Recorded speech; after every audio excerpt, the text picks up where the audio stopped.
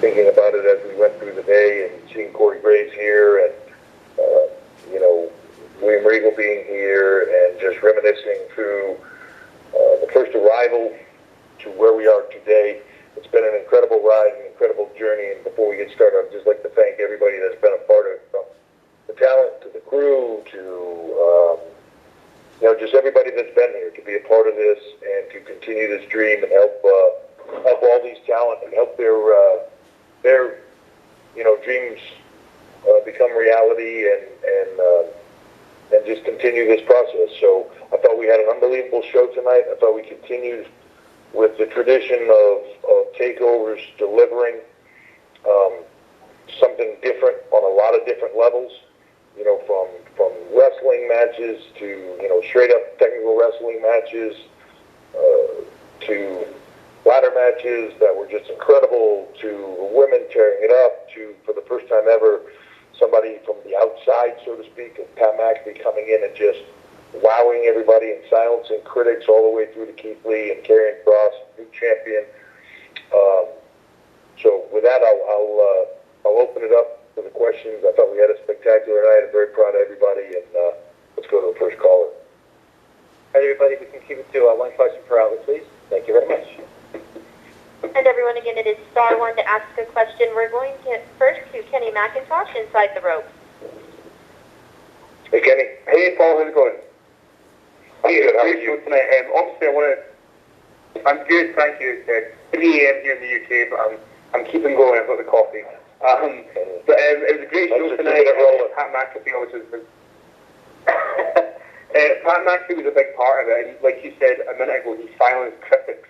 And I guess a lot of people are going to be wondering how much more we're going to see him in NXT. Is he going to be a regular? Is he someone who... Because a lot of times when outside people come in, they do 1 or 2 matches and we never see them again. What is Pat's status, and could we see more of him? So, I think with Pat, one of the first times I ever met Pat, he looked at me and he said, hey, I want to be this was his terms, he said, I want to be a weapon for you, man, and I want you to grab it and utilize it, and I want to be here. I want to be a talent, and I want to go. I thought he meant as an announcer. It isn't what he meant. And, Pat has every intention of doing this and being not only an NXT superstar, but if the time is right, a WWE superstar in full, and just, I'm really doing this. And he has a lot of other commitments, from his podcast to everything else he does. He has a lot of commitments and a lot of things across the board, but he's very serious about this, and we'll see where it goes. When we first talked about this process, from the in-ring having the match idea of it, he said to me, let's remember this phone call, and you can tell the story about when you do my Hall of Fame speech. Pat doesn't lack for confidence, and that's amazing. And to me, he showed why he is the elite athlete on the level that he's at. He showed why he had so many full rides in college in so many different sports. He showed why he played, professional sports at the highest levels and has succeeded in all the things that he has done. He has the personality. He's got the get the gab. He has the charisma. He's got all of it.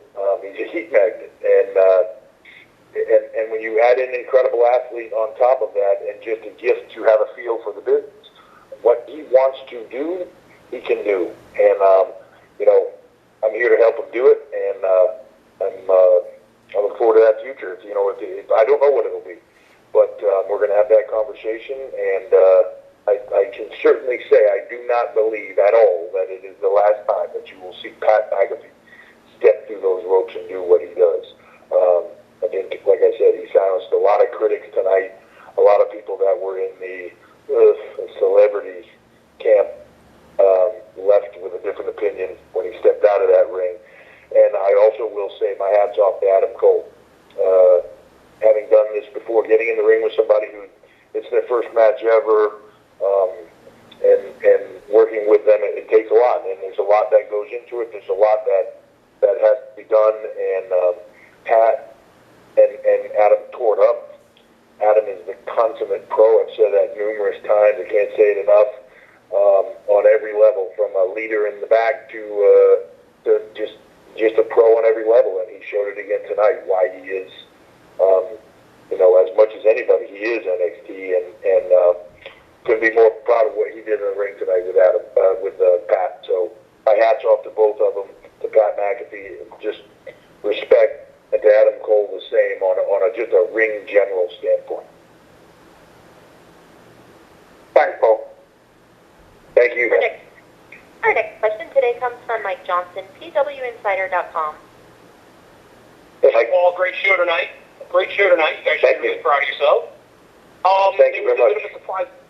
You're welcome. There was a bit of a surprise announcement with the September return of NXT UK. I was wondering what insight you could give to us about the return of the show, logistics of staff who were based in America going over there to work, and whether the originally planned takeover that got pushed back to October is still on the books, or if that's been pushed back again to a date to be determined, given all the logistics of everything in a COVID world. Mm-hmm. So I believe, I don't know that T's have been crossed and I's have been dotted on October yet, but I believe that will get postponed even further. And it might have already been, that might already be a done deal. I just in this moment cannot recall, but I look forward to the brand starting back up. Our partnership with BT started before all of this happened with COVID, and they've been amazing partners, and they're just really engaged in the brand. And as this was going down and everybody got into the COVID world and things got into lockdown, and we started to think, okay, what is going to happen on the other side of this?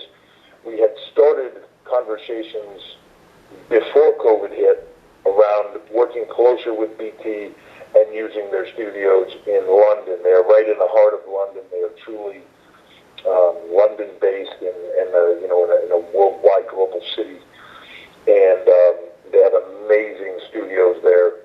And that came back onto the table, and here we go. So we will be setting up there. One of the things that is awesome about it is we can take every safety protocol and every precaution that we can with talent there. We'll be working with minimal staff there, and we will be digitally from here sort of engaging with everything over there. So all our teams there will be on the ground working together, but in restricted fashion and with all the safety protocols, and the rest of us will be here digitally working with them sort of, not the most tech guy in the world, but in a virtual standpoint. We will be here, Shawn Michaels will be here, I will be here, Matt Bloom, different coaches, we'll have directors here, we'll have producers and people working from here, working through their studios. They will be able to see us live on giant video walls, and we will be able to see them and go through everything with them as if we were there in person, but we will be over here. A little bit, for me, that's a little bit all outside of my technical wheelhouse, but everybody assures me it will work, and it will be amazing to see it. It's very futuristic, but I look forward to the experience and to doing it. And again, I can't say enough about our partners at BT, and I look forward to putting back out there the amazing product that is NXT UK, and I think that it's only going to get better and better. The talent there are amazing.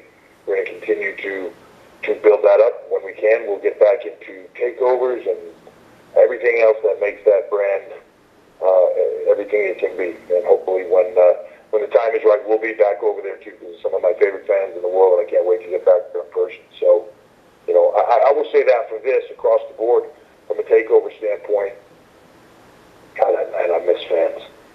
God, I miss them. I can't state it enough. As hard as we're all working to try to make this special and something for them and incredible, and for them to watch it at home, and having them here and that energy and that drive, and blow the roof off the place. And there's just moments in time where something would just be epic, and that it will blow the roof off the place. And it's just not everything that it can be. Talent are killing it. They're giving every single thing they have to make this epic. The production crew giving it every single thing they have. All of it. The writing team, everybody. It is just a team effort, and everybody is doing every single thing they can to make this happen. But I tell you, we cannot wait. cannot wait to have you back in person. Well, let's hope it happens sooner than later, and thank you for the time, and congratulations to your crew again. Thank you very much. Next up is Sean Ross Sapp, Fightful. Hey, Sean. Hey, Paul. Thanks for taking the time. It looked like Karrion Kross's shoulder may have been hurt at some point during this match. Now, I don't know if maybe that's just him being really good at his job, or if something happened, but there were a lot of question marks around that. Is he okay? And, I mean, how's he feeling? I wish I could say as good as he is at his job. I wish I could say that he was just really good at his job. I really do wish I could say that. I'm going to have to find out, we'll get him an MRI and everything. Right now it looks like he separated his shoulder. Somewhere in that match, I knew it was hurt. I knew he was hurt. He wanted to continue. Medical team was watching him and felt like he could continue. They felt like they knew it was a separated shoulder, and to the degree that it was, by looking, so they were comfortable with him continuing. He's tough, man, and there's not much more I can say about that. To go through that with Keith Lee, who's a big boy, and when your shoulder is separated like that, it's not easy. It's very painful, and he got it through it, and he got to the end. I know he's bittersweet because he's ecstatic in the moment. He is excited in the moment. This is a dream come true for both him and Scarlett. They have worked an entire career to get to this moment, and I can tell you that from the bottom of his heart. He and I have had that conversation since the first day. So to him to get here, in talking to him earlier in the day, what he almost felt like was this crazy, surreal moment where the two of them, both he and Scarlett, kept saying, it's hard for us to believe we're here in this moment, and it's hard for us to even envision that we are, like, they kept waiting for it to change today, or for something to happen that would change everything. And then, you get to that moment, and it's with the uncertainty of something like this in the end. Man, my heart breaks for him. I know everybody here does, but we'll see where he's at, and he's in the back cooling off. Doc's with him. They're going through everything, and as soon as we can get him in a facility, we'll get him an MRI, and then we'll see where everything goes. Hopefully, it's not too crazy, and we can figure out how to work around it or work through it or whatever that is. But we'll figure that out. So, on one hand, congratulations to him. I mean, an epic just beginning, and he's just delivered on every level to get to this point and have it sort of derail in the middle when he really felt like this was the moment where he was going to be, for him, all the build-up and the hype and all the other stuff, great, and now I'm going to show them that I can deliver on it, and then it sort of unraveled for him in the middle. But, like I said, he got it through it, and here we are. My hat's off to Keith Lee. Consummate pro, and I can't say enough good stuff about Keith Lee. He's just been such an incredible part of this, and a leader in the locker room and everything else, and going out there tonight, and then, when a guy gets hurt like that, you try to do everything you can to keep it together and get through it and keep him safe and get where you need to go, and he did an amazing job of it. So hats off to both. Unfortunate end to the show of what was a spectacular night, but, as the saying goes, not that ballet isn't hard, but it ain't ballet, right? It's a physical business, and people get hurt, and that's where we are.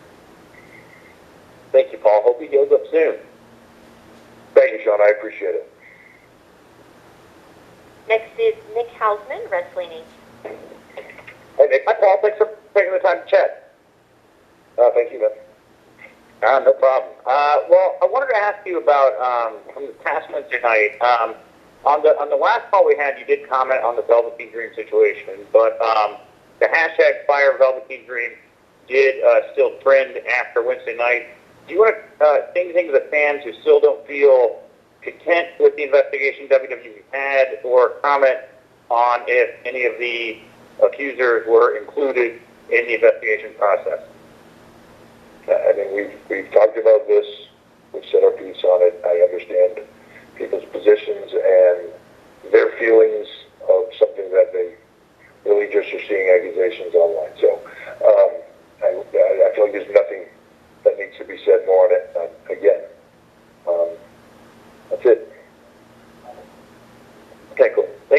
time, Paul.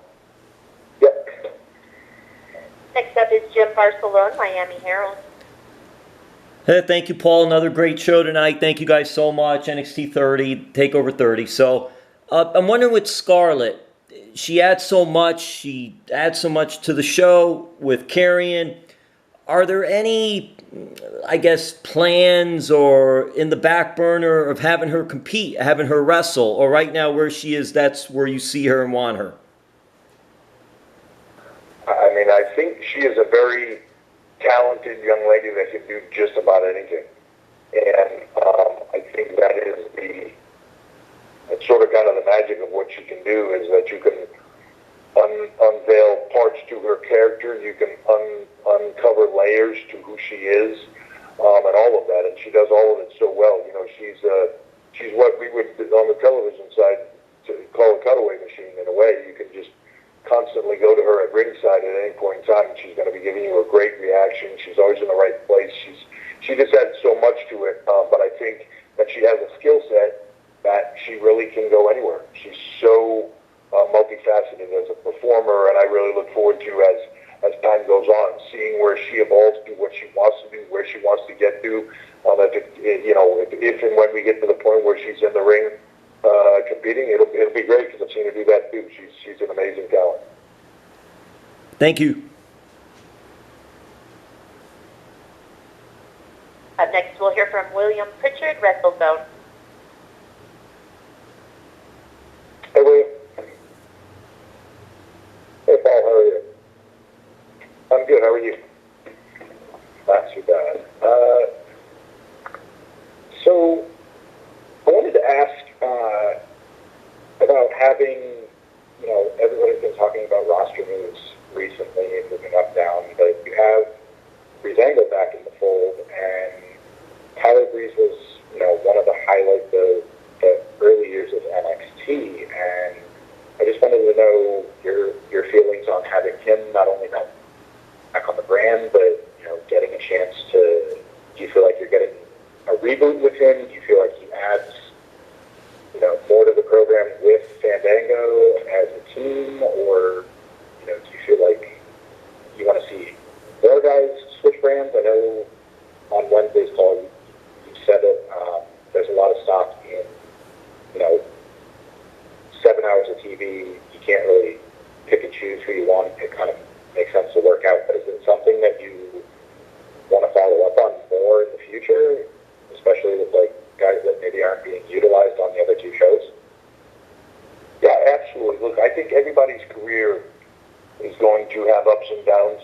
I think there's going to be moments in time when you're on top, and when you're in the middle, when you're not, when you're used a lot, when you're not used quite as much. And that is the long-term position that we're in, and I think you see that across the board. But wherever talent that have that ability can add the most value, I think is where they should be. So to me, that's the exciting thing about having this, and having Raw, SmackDown, and NXT, having all of that programming, and even then some. When you talk about the UK and everything else that we are doing now and will be doing in the near future,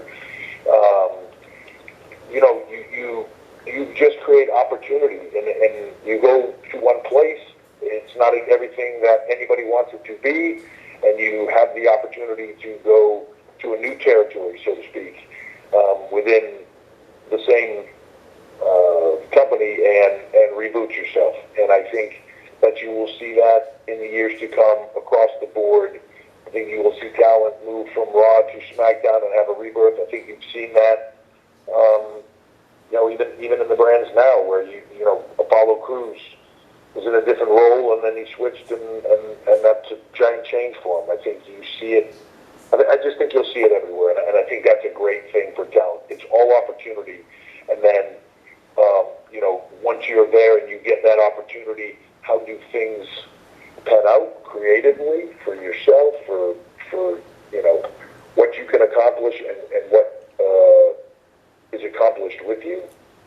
That will always be ups and downs, but I think the opportunity to do it in multiple places just makes that where everybody can succeed someplace across the board and have long-term careers that are very very meaningful without that burnout factor long term.